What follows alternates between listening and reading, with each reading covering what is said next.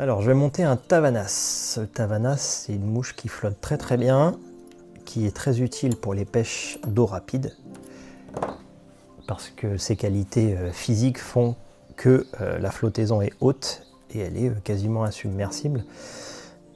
C'est la composition en matériaux qui fait ça, puisque j'utilise du poil de chevreuil, et que c'est un poil creux qui emprisonne de l'air et qui permet une belle flottaison.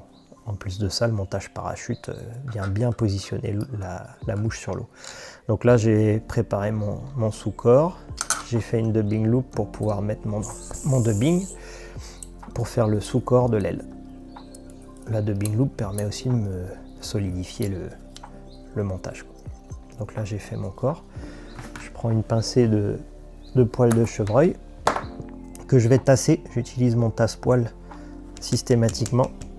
Ça permet de bien aligner les poils et d'avoir une aile qui est propre.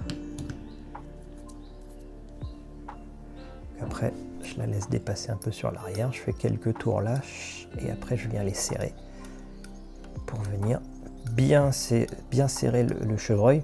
C'est important parce qu'autrement le chevreuil, comme c'est un poil qui est épais, il a tendance à tourner autour de la hampe de l'hameçon et c'est pas ce qu'on cherche. Voilà, faut que la mouche soit bien solide. Donc je fais des tours, je coupe l'excédent et je viens bien ligaturer sur mon aile. Voilà, après je vais prendre un peu de mon pompon que vous trouvez d'ailleurs sur le site. C'est dans la rubrique fly tying, vous aurez le pompon que j'appelle pompon ultra visible. Je viens le mettre là. Et là, je vais commencer à positionner mon aile.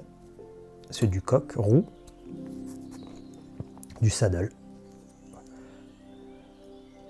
Je viens bien la serrer et je viens le positionner sur le pompon pour venir faire une espèce de support. Alors là, on va nettoyer un peu tout ce qui dépasse. Voilà. Voilà. Et je viens faire mon thorax après. Donc je rouvre ma dubbing loop que j'avais fait tout à l'heure, je l'ai gardée en réserve. Et je viens faire mon thorax avec du dubbing, le même que pour le sous-corps.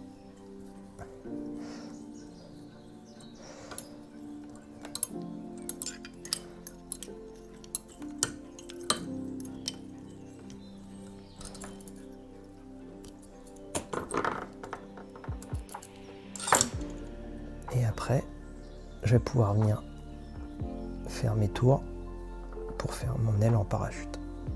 J'en fais 5.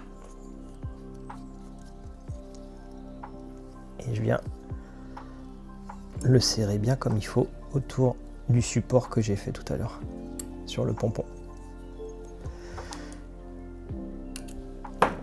Un peu de colle sur le fil. Et il n'y a plus qu'à faire le nœud final derrière l'œillet. On la nettoie un petit peu, on coupe le pompon et voilà.